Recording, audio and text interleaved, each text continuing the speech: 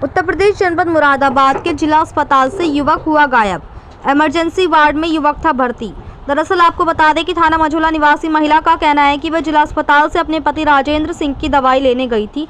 तब तक महिला के पति सही था, लेकिन जैसे ही दवाई खाई और इंजेक्शन लगवाने के बाद उसके पति की हालत खराब होने लगी और उसे इमरजेंसी वार्ड में भर्ती कर लिया गया। महिला का आरोप है कि उसने जिला अस्पताल में जैसे ही खाना खाया उसके बाद उसे नींद आने लगी और वे बेहोशी की हालत में सो गई और जब सुबह 4 बजे उठकर देखा तो उसका पति वार्ड में नहीं था। इसके बाद उसने अस्पताल में सब जगह देखा, लेकिन कहीं भी उसका पति नहीं मिला।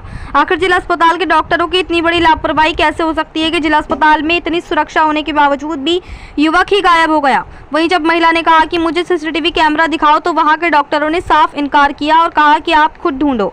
आखिर जिला अस्पताल में सीसीटीवी कैमरा होने का क्या फायदा जब जरूरत पड़ने पर ही उससे कोई मदद नहीं मिल सकती। साथ ही महिला का आरोप है कि डॉक्टरों ने उससे कहा कि अपने पति का खुद ही ख्याल रखो और कैमरा दिखाने पर कहा कि यहाँ कोई कैमरा नहीं है, हम कैमरा नहीं दिखा सकते। जिला अस्पताल में डॉक्टर और स्टाफ की साफ लापरवाही नजर आ रही है और आश्चर्यजनक बात यह है कि महिला को खाने में कुछ दिया गया जिसके बाद वे बेहोशी हो गई और उसका पति भी गायब है, जिससे महिला बहुत ही परेशान है और उसने थाना सिविल लाइन को एक प्रार्थना पत्र दिया है।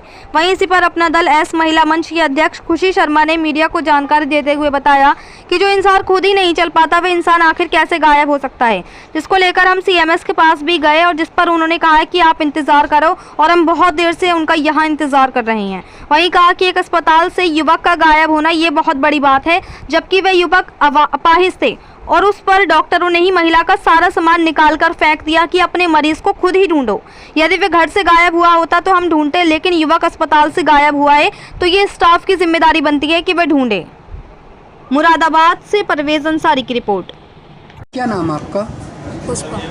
पुष्पा जी, क्या पूरा मामला बताएंगी आप? मैंने 3 दिन पहले अपने पति को भर्ती करा और आज सुबह 4 बजे मेरे पति, जब मैंने सुबह देखा तो वो गायब थे। फिर तो मैंने सारे में देखा, डॉक्टरों से पूछा, डॉक्टरों ने कोई जवाब नहीं दिया। बोले तुम अपने पति का खुद ख्याल रखो, अपने आप खुद ख्याल रखो अपने पति का। तो मैंने उनसे कहा कि अपना कैमरा दिखा दो, कैमरा चेक करा दो ताकि मुझे ये पता चल जाए कि किधर गए तो मैं खोज कर लूँ। बोले हाँ कोई कैमरा नहीं है और हम नहीं दिखा सकते, तुम अपने पति को खुद ढूंढ लो, अपने घर वालों से गाड़ियाँ मंगवाओ और देखो। तो डॉक्टरों ने जैसे बहुत सही थे, अच्छे खासे थे, उनके कोई ऐसी तबीयत खराब नहीं थी, नॉर्मल थे। और कोई उन्होंने दवाई दी, इंजेक्शन वगैरह दिए और इंजेक्शन लगाते के साथ ही उनकी तबीयत बिगड़ गई, जिसकी वजह से वो गायब हुए। और मुझे खाने में कुछ दिया गया कि जैसे बेहोशी की कोई दवाई देते और मैं बेहोश हो गई, मुझे कुछ नहीं पता। और वरना मैं 3 दिन से वहाँ पे सोई नहीं, जब तक मेरे पति एडमिट थे तब तक ऐसी कोई बात नहीं थी कि मुझे सो जाऊँ या मुझे नींद आ जाए। मेरा रिपोर्ट आप डेंटल टीएमओ में भी देख सकते हो। मैंने अपने पति को टीएमओ में भी भर्ती करा है और वहाँ की रिपोर्ट भी मेरे पास है। अब आपके पति मिले हैं कि नहीं मिले? नहीं मिले अभी तक। हैं? अभी तक नहीं मिले। नहीं मिले तो क्या मानते हैं, हॉस्पिटल से गायब हो क्या? डॉक्टरों की भी लापरवाही है, जितने भी हॉस्पिटल वाले हैं उनकी भी लापरवाही है। तो आप क्या मानते हैं, हॉस्पिटल से गायब हुआ क्या? हॉस्पिटल से ही गायब हुआ। क्या वजह से गायब है? 4-5 बजे से। अभी तक मुझे ठीक तरीके से पता नहीं है, तो 4-5 बजे से बाकी लोगों से मैंने पूछा तो वो यही बता रहे 4-5 बजे से। तो अब तक मिले हैं नहीं मिले पति? अब तक नहीं मिले। नहीं मिले? नहीं मिले। अब आप डॉक्टर से आपने मुलाकात करी, बातचीत करी, मेरे पति कहाँ हैं? हाँ मैंने उनसे पूछा था तो उन्होंने यही कहा कि हमें नहीं पता, हम कुछ नहीं जानते, तुम अपने पति को खुद ढूंढो। ठीक। नाम है मैम आपका? मेरा नाम है खुशी शर्मा, अपना दल एस।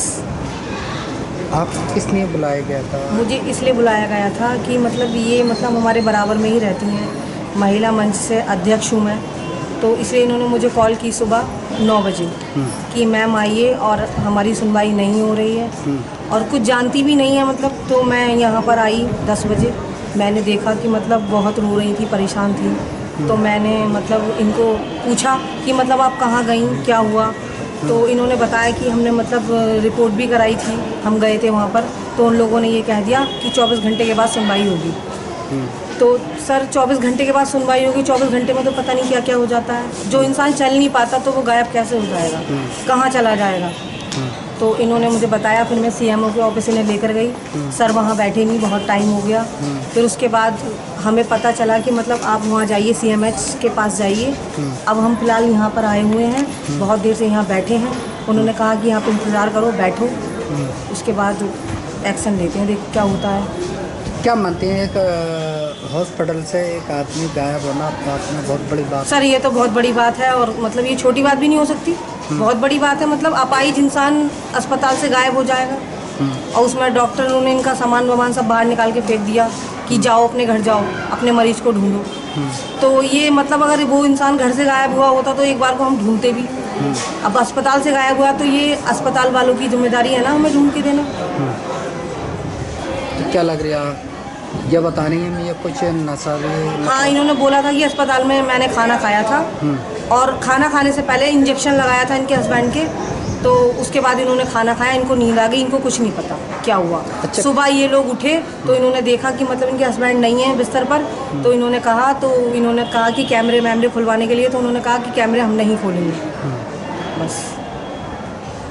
ठीक।